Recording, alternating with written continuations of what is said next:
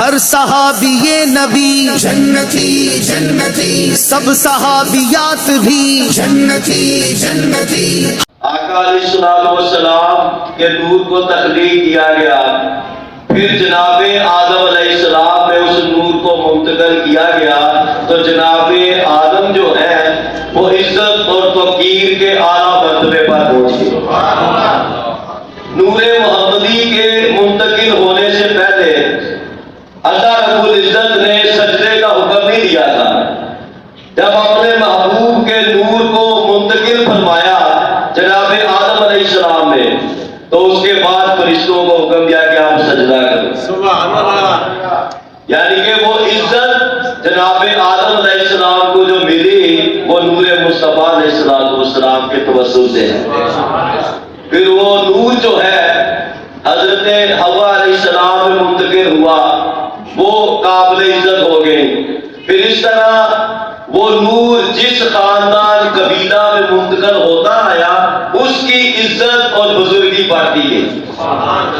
آقا علیہ السلام نے صحابہ کے جلسہ میں خود پوچھا کہ اے صحابہ کہ بتاؤ کہ میں کون ہوں، من انا، میں کون ہوں؟ آقا علیہ السلام کے صحابہ نے کہا یا رسول اللہ انت رسول اللہ، آپ بتا کہ رسول ہے۔ تو آقا علیہ السلام وہ تو میں ہوں، لیکن میں محمد بن عبداللہ بن عبد المطلب بھی ہوں، یعنی کہ اپنے خاندان کا تعلق لایا۔ تو اگر اس خاندان کو عزت ملی ہے تو نور مصطفیٰ سے ملی ہے صلی اللہ علیہ وسلم، کیونکہ یہ نور جو ہے ہمیشہ پاک پشتوں سے پاک رہنوں میں ہوتا آیا، یہاں تک کہ حضرت عبداللہ رضی اللہ تعالیٰ عنہ والد محترم سے ان میں نور منتقل ہوا، تو جناب عبداللہ جو ہے وہ قابل احترام اور قابل عزت ہو گئے۔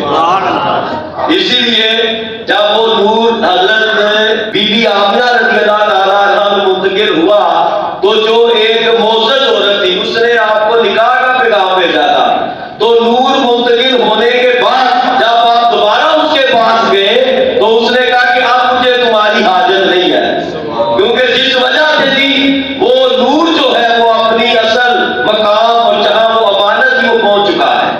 مطلب یہ کہ جو عزت اور توقیر تھی وہ نور مصطفیٰ کی وجہ سے، تو جس کو جو عزت ملتی ہے وہ آقا علیہ السلام کی نسبت سے ملتی ہے۔ اگر خانہ کعبہ ہے تو خانہ کعبہ کو عزت کہاں سے ملی؟ یہ قرآن سے پوچھتے ہیں۔ قرآن کہتا ہے لا اقسم بہذا البلد واطحل بہذا البلد، دا نافیہ جو ہے نبی کا، اس کا مطلب یہ ہے حضرت مصطفیٰ اور نسبت مصطفیٰ کو اجاگر کرنا۔ کبھی کوئی یہ نہ سمجھ لے کہ بیت اللہ خانہ کعبہ مکہ المکرمہ کی قسم اس وجہ سے کھائی کہ جہاں بیت اللہ ہے، نہیں، اس وجہ سے قسم نہیں لیتا۔ یہاں آب زمزم ہے، صفا و مروہ ہے، وزارات مقدسہ ہے، منتظم ہے، یہاں عظمتوں والے مقام ہے، لا، لیکن ان کی وجہ سے قسم نہیں دیتا۔ اللہ رب العزت فرمائے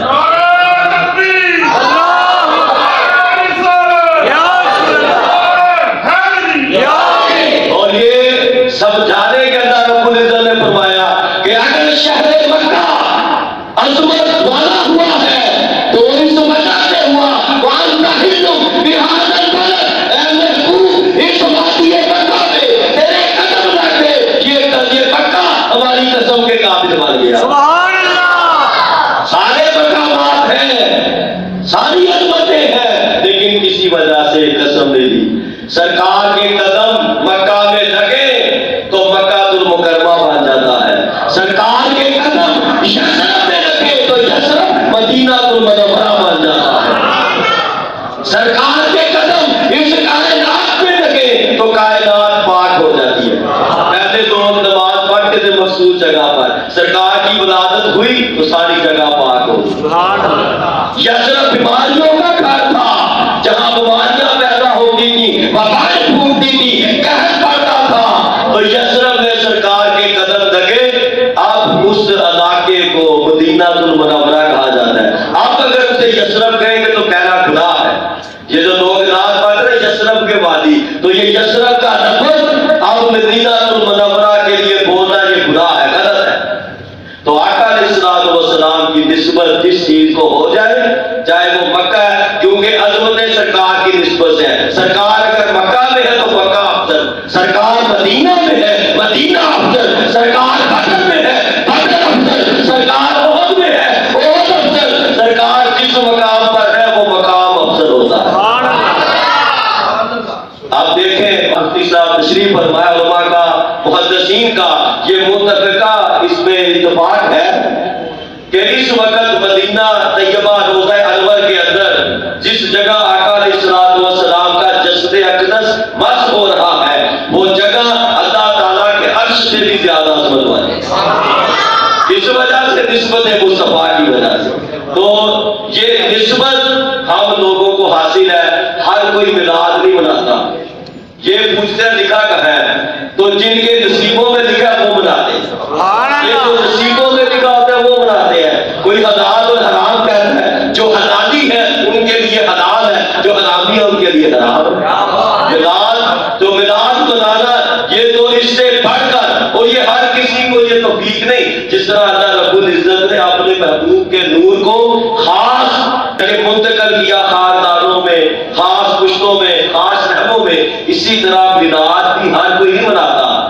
جن کو اللہ تعالیٰ نے خاص کیا وہ میلاد مناتے ہیں. تو آپ لوگ خاص ہیں، اور یہ ہماری سعادت ہے کہ ہم میں مفتی صاحب موجود ہے. تو میں تو نہیں ہے کہ حکم ہے اس وجہ سے بیان